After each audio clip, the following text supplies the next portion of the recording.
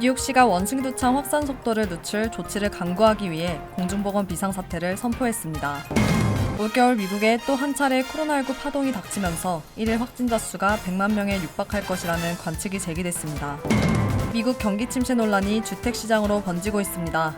경기 침체 우려가 커지면서 주택시장에 찬바람이 불고 있다는 해석입니다. 켄터키주 동부에서 발생한 홍수 사망자가 26명으로 늘어났습니다. 여전히 수십여 명이 실종 상태여서 피해 규모는 더욱 늘어날 것으로 전망됩니다. 뉴욕주가 21개 카운티에 가뭄주의보를 발령했습니다. 뉴저지주도 주민들에게 무분별한 수도 사용을 자제해 줄 것을 요청했습니다. 이상은 이 시각 주요 뉴스입니다.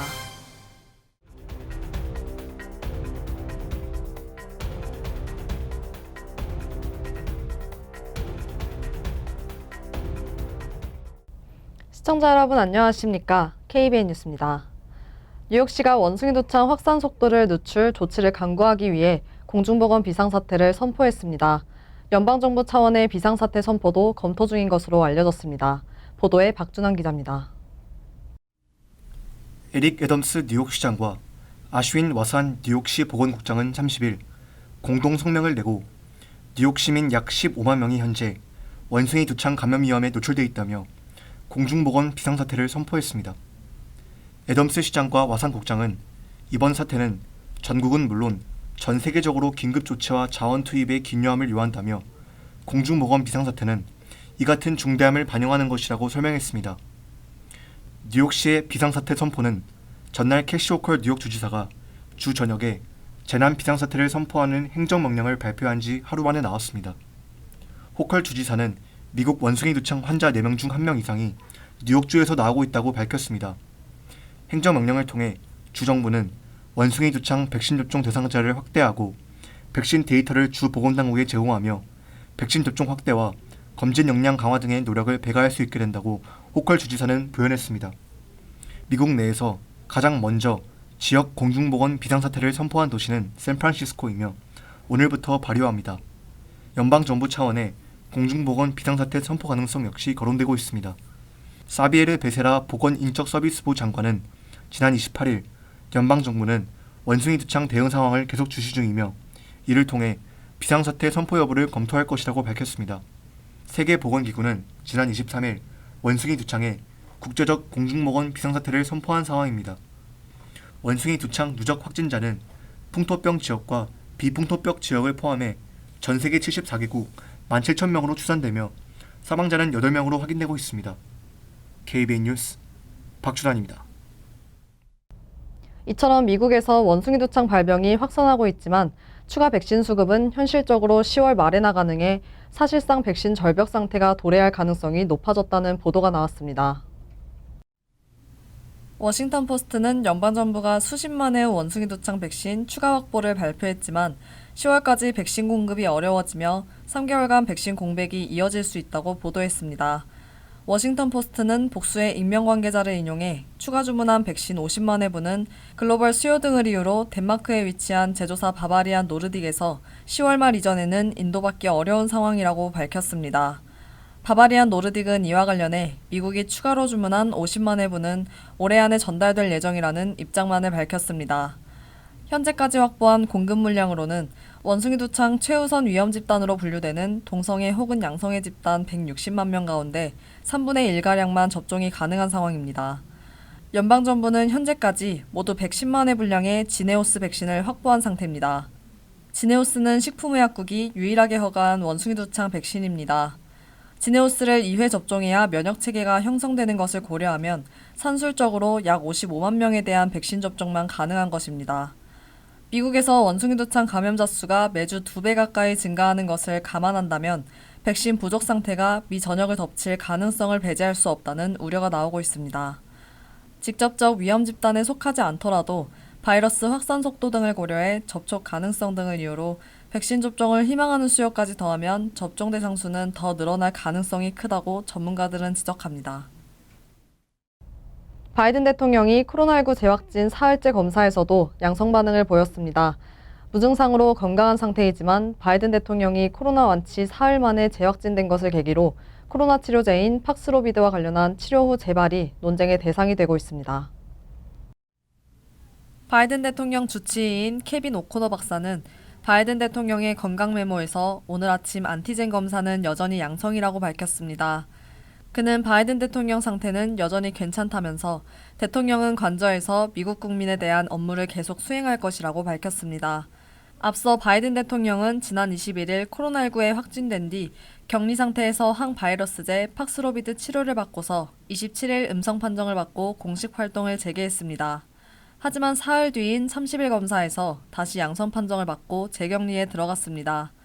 다만 콧물과 마른 기침, 피로를 호소했던 첫 감염 때와 달리 이번에는 아무런 증상을 보이지 않는다고 바이든 대통령과 의료진은 밝혔습니다. 언론은 바이든 대통령이 재확진된 것을 계기로 팍스로비드 재발에 대한 다양한 보도를 이어갔습니다. AP통신은 바이든 대통령의 경우 흔치 않은 사례라고 보도했고 워싱턴 포스트는 코로나19 치료 후 완치됐다가 재발하는 사례가 아주 드문 것은 아니며 이 경우 항바이러스제 추가 치료가 필요하지 않다고 전했습니다. 워싱턴 포스트는 전문가들의 의견을 인용해 팍스로비드 치료 환자의 재발 사례는 약 10%로 추가 치료가 필요하지 않다고 보도했습니다. 뉴욕타임즈는 지난 6월 발표된 팍스로비드 치료 연구 논문에서 5%가 30일 이내 다시 양성 반응을 보였다면서 특히 코로나 변이 BA.5 유행 상황에선 재발 비율이 20%에서 40% 또는 이상일 수 있다는 전문가 의견을 보도했습니다.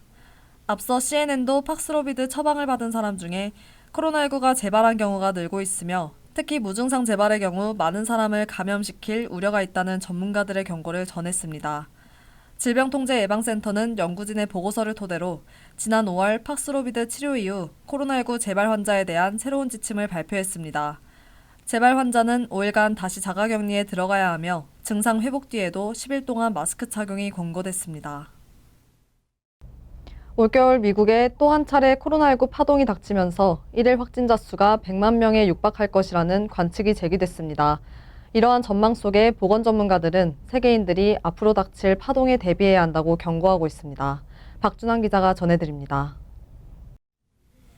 팬데믹을 추적해온 크리스 머리 워싱턴대 의과대학 보건계량 분석연구소 소장은 오늘 로이터 통신과의 인터뷰에서 미국에서 올 겨울 하루 최대 100만 명의 신규 확진자가 발생할 수 있다고 우려했습니다.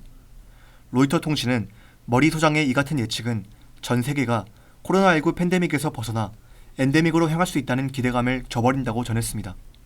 머리 소장은 미국 외 영국과 유럽 전역에서 역시 시민들이 겨울철 실내에서 많은 시간을 보낼 것으로 예상되기 때문에 대유행이 또 한 차례 닥칠 것으로 예상했습니다. 특히 마스크와 사회적 거리두기 제한 등 방역 규제의 부재 속 확진자 수는 폭발적으로 늘어날 수 있다고 우려가 나오고 있습니다. 다만 전문가들은 확산세가 가팔라도 예전만큼 중증 환자 또는 사망자는 발생하지 않을 것이라고 보고 있습니다. 로이터 통신은 대부분의 전문가들이 올해 초까지 위드 코로나로 전환할 수 있다고 봤으나 강력한 면역 회피성과 전염성을 동반한 오미크론의 출현은 이 같은 기대를 무너뜨렸다고 지적했습니다. 특히 세계보건기구는 런던 임페리얼 컬리지의 모델을 바탕으로 최근 유럽 보고서를 내면서 모든 시나리오에서 새로운 변이는 2020년에서 2021년 팬데믹만큼 또는 그보다 더 심각한 수준의 파동이 닥칠 수 있다는 가능성을 보였다고 전했습니다. WHO는 그러면서 만일 또 다른 변이가 등장해 더욱 심각한 질병을 유발할 경우 그것은 최악의 시나리오가 될 것이라고 우려했습니다. WHO는 각국이 여전히 백신 접종부터 검사, 사회적 거리두기, 마스크 등 모든 수단을 동원해 새로운 파동에 대비할 것을 촉구하고 있습니다. KBN 뉴스 박준환입니다. 11월 8일로 예정된 중간선거를 지금 치른다면 공화당이 연방하원을 장악할 것이라는 여론조사 결과가 나왔습니다. CBS 방송과 여론조사 기관 유고브에 따르면 7월 27일부터 29일 전국 등록 유권자 1,743명을 상대로 인터뷰 조사를 실시한 결과 공화당이 하원 전체 의석 435석 가운데 절반이 넘는 230석을 확보할 것으로 예측됐습니다. 민주당은 205석에 그쳤습니다. 하원 전체 의석 수는 435석으로 218석이면 다수당이 됩니다. 현재는 민주당이 220석으로 근소한 과반을 차지하고 있습니다. 이 예측대로라면 3개월 뒤 선거를 통해 하원이 공화당으로 넘어갈 가능성이 큽니다. CBS는 이번 조사의 오차 범위를 의석수 12석이라고 밝혔습니다. 다만 CBS는 11월이 아닌 7월 현재 상황을 보여주는 것이라며 확대 해석을 경계했습니다. 이번 중간선거는 하원 의석 전체와 상원 100석 중 약 3분의 1인 33, 4석과 주지사 50명 중 34명, 주의회 의원, 주검찰총장, 주교육감 등을 선출합니다.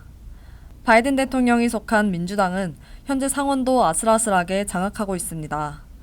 상원은 민주당과 공화당이 50석씩 양분한 상태인데 부통령이 캐스팅 보트를 행사하기에 사실상 민주당이 다수당 지위를 누리고 있습니다. 하원까지 공화당에 넘어갈 경우 바이든 대통령의 국정 운영에는 상당한 차질이 빚어질 수밖에 없습니다. 최근 미국 경제 상황이 악화하면서 바이든 대통령 지지도는 급격히 추락하고 있습니다. 직무 수행 지지도가 40%를 밑도는 여론조사 결과가 나오기도 했습니다. 언론은 고물가와 금리 인상 여파, 연방 대법원의 임신중지권 박탈 판결, 러시아의 우크라이나 침공 등이 향후 선거 판도에 영향을 미칠 것으로 내다봤습니다. 미국 경기 침체 논란이 주택시장으로 번지고 있습니다. 코로나19 팬데믹 시기에 상승한 대도시 지역들의 집값이 꺾이고 연방준비제도가 기준금리를 대폭 올리자 대출금리가 급등하고 경기 침체 우려가 커지면서 주택시장에 찬바람이 불고 있다는 해석입니다. 박준환 기자의 보도입니다.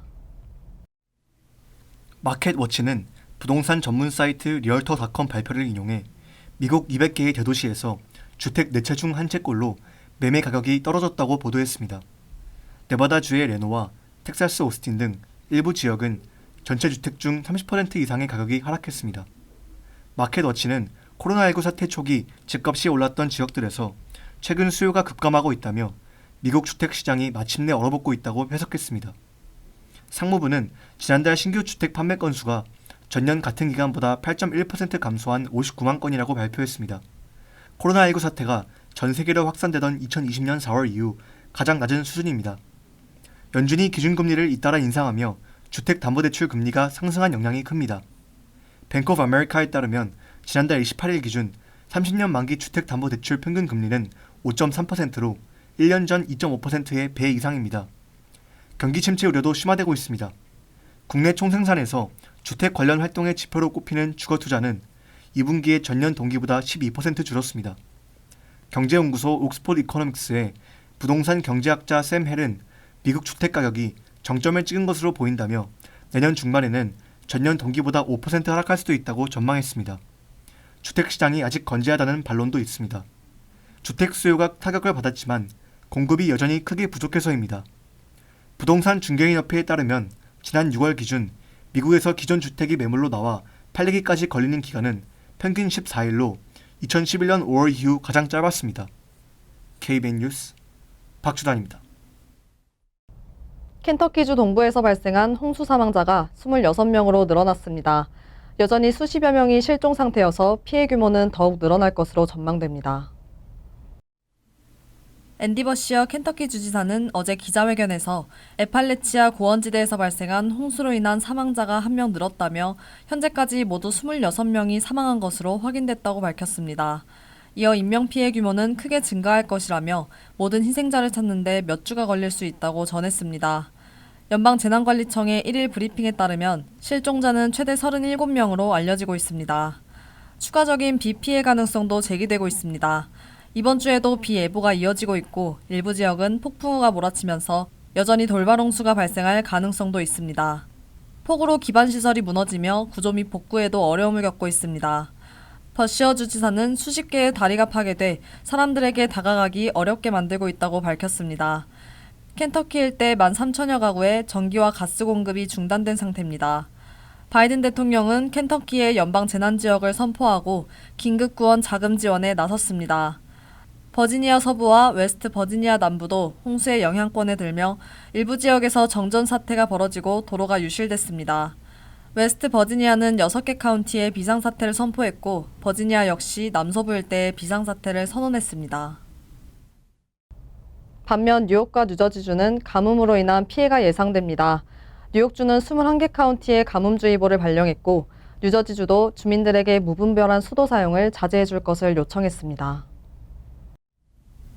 캐시 호컬 뉴욕주지사는 지난 29일 주 환경보전국에 21개 카운티에 가뭄주의보를 발령할 것을 지시했습니다.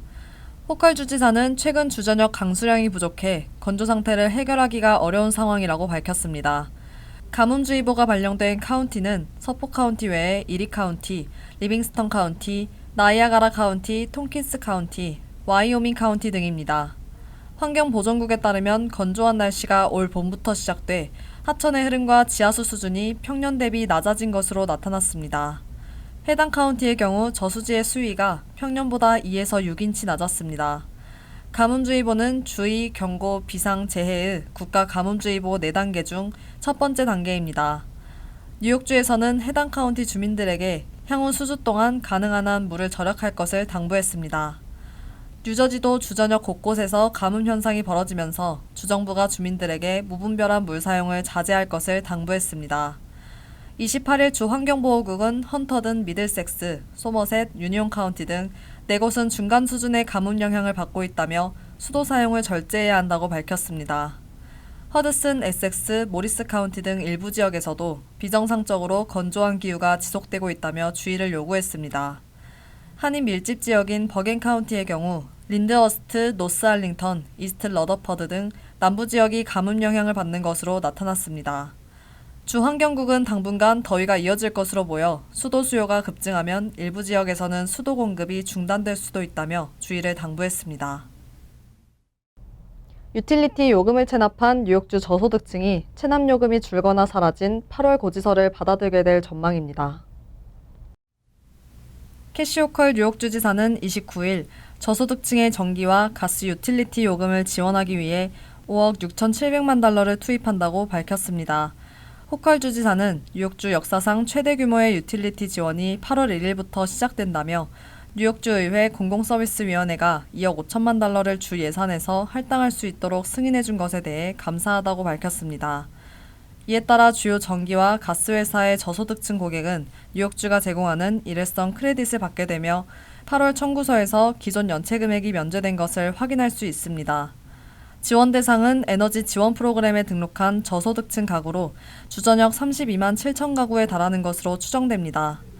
또 올해 12월 31일까지 EAP에 등록하는 가정에도 일정량의 크레딧이 지급될 예정입니다. 기존 지원 프로그램에 등록한 저소득 고객은 별도 조치를 취하지 않아도 혜택을 받을 수 있습니다. 유틸리티 체납 금액에 대한 지원이 필요하다고 생각될 경우 공공서비스위원회에 신청할 수 있습니다. 지원 프로그램은 1인 가구 기준 월소득 2,729달러, 4인 가구 기준 월소득 5,249달러를 넘지 않는 가구일 경우 신청이 가능합니다. 간추린 소식입니다. 한국 국가보훈처는 30일 하와이 호놀룰루 쉐라톤 와이키키 호텔에서 독립유공자 5명과 외국인 독립유공자 1명의 직계 후손에 대한 훈장 전수식을 개최했다고 밝혔습니다. 보훈처는 국외 독립유공자 후손 찾기 사업의 일환으로 작년 12월 하와이 현지에서 후손과 관계자 면담, 입증자료 수집 등을 진행했고 그 결과를 토대로 올해 5월 독립유공자 후손확인위원회 심의와 의결을 거쳐 이들의 직계 유족 4명이 하와이에 거주하고 있음을 확인했습니다. 보훈처는 앞으로도 무명의 국외 독립유공자와 후손을 찾아 국가가 끝까지 책임지는 인류 보훈을 구현할 수 있도록 모든 노력을 다할 것이라고 밝혔습니다. 연방하원은 지난 29일 돌격소총의 민간인 판매를 금지하는 법안을 찬성 217대 반대 13으로 통과시켰습니다. 법안은 최근 뉴욕주 버팔로, 텍사스주 유벨디, 일리노이주 하이랜드파크에서 연이어 총기 난사 사건이 발생하면서 돌격소총을 이용한 범죄에 대한 우려가 커진 상황에서 나왔습니다. 그러나 하원에서 통과된 법안이 상원의 문턱을 넘을 수 있을지는 미지수입니다.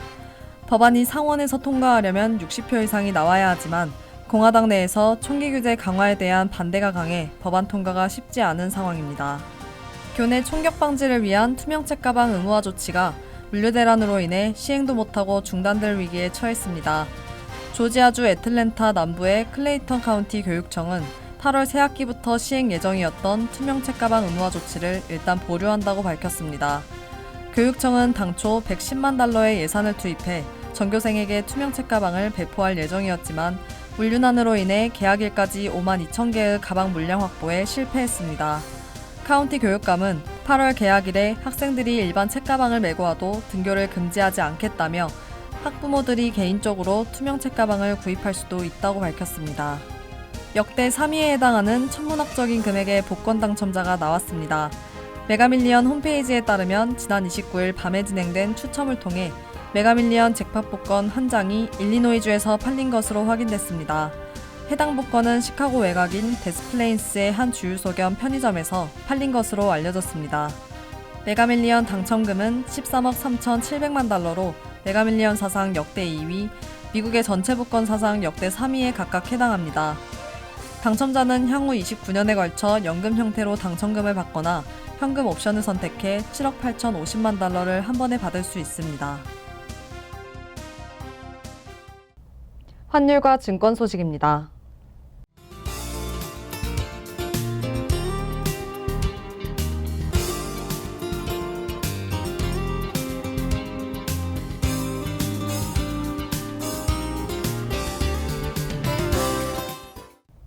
이어서 날씨입니다. 화요일은 대체로 화창하겠습니다.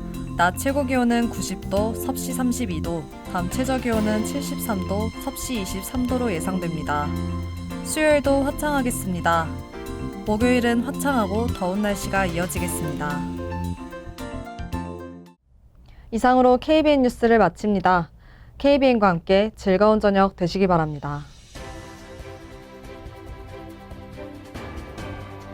미 동부 최대 한인방송 KBN이 제작하는 KBN 뉴스는 웹사이트 mykbn.com 그리고 유튜브와 페이스북에서 다시 보실 수 있습니다. 좋아요, 구독, 알림 설정은 뉴스 제작에 큰 도움이 됩니다.